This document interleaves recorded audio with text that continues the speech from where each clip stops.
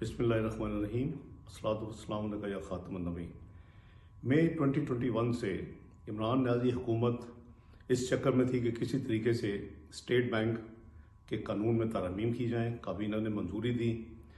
اس کے بعد پھر جب پبلک ہوا تو میں نے اس کی مخالفت کی، اور پھر نومبر جو ہے 2021 میں نے باقاعدہ اس کے خلاف ایک آرٹیکل لکھا کہ یہ اگر ہوگا تو پاکستان کی ساورنٹی جو ہے، خود مختاری کمپرومائز ہوگی۔ پاکستان کی جو سیکیورٹی یہ جو ہے یہ سیکیورٹی رسک ایک قدم ہوگا۔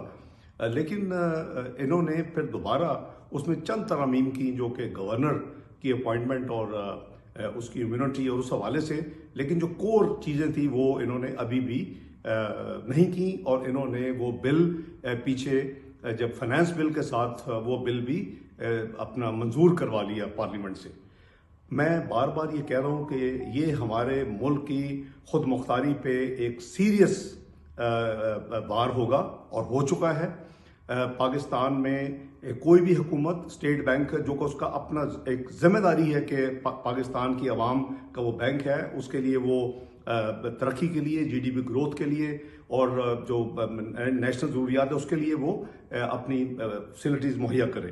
انہوں نے ابھی بینکوں کو کہہ دیا ہے کہ آپ اپنا دیکھ کے دیں پاکستانی حکومت کو پیسہ۔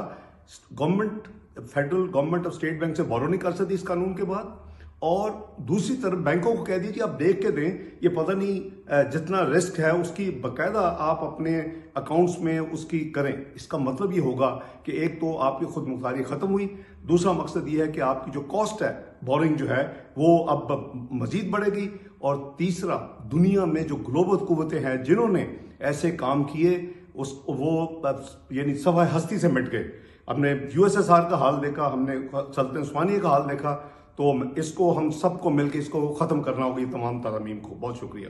بسم اللہ الرحمن الرحیم۔ ابھی اسحاق ڈار صاحب نے ایک قوم کو جو ہے ویڈیو پیغام جاری کیا، جس میں پھر ایک دفعہ گمراہ کرنے کی کوشش کی انہوں نے۔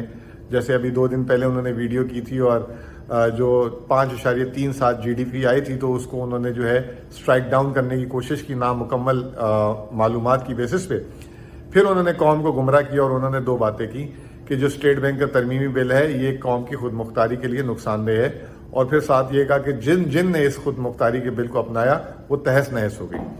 تو اور اگزامپل دی USSR کی۔ اب اللہ مطلب کیا بولے بندہ کہ USSR نے کب اپنے اسٹیٹ بینک کو جو ہے انڈیپینڈنٹ کیا تھا، پھر انہوں نے سلطنت عثمانیہ کی مثال دی۔ تو مطلب وہ اپنی ریسرچ کو بھی پورا نہیں کر سکے۔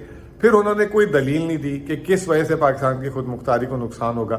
اگر ان کے خیال میں یہ کہ اسٹیٹ بینک سے آپ قرضہ نہیں لے سکتے تو یہ خود مختاری کو نقصان ہوگا، تو یہ تو ہم 2019 سے کر چکے ہیں، اور آپ بتا دیں کہ 2019 سے پاکستان کی خود مختاری کو کتنی قدغن لگی ہے۔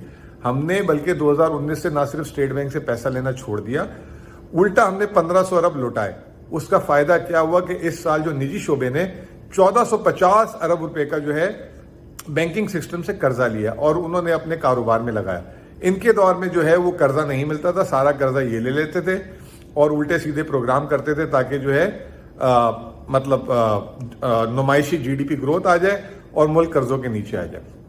پھر انہوں نے یہ کہا کہ اب اسٹیٹ بینک نے جو اس خود مختاری کے بل میں ایک اور چیز ڈال دی ہے کہ نجی بینکوں کو کہہ دیا کہ آپ بھی ذرا سوچ سمجھ کے قرضہ دینا۔ نہایت ہی جھوٹ اور غلط بیانی ہے۔ یہ IFRS ایک اکاؤنٹنگ سسٹم ہے، اور یہ جو ہے 2019 سے جو ہے اس پہ کام ہو رہا ہے، اور یہ پوری دنیا میں جتنے بھی بینکنگ نظام ہے، اگر اسحاق ڈار صاحب چارٹرڈ اکاؤنٹنٹ ہیں اور اگر انہیں یہ نہیں پتا تو پھر جو ہے نا میں کچھ نہیں کہہ سکتا، میرے کوئی کامنٹس نہیں ہیں۔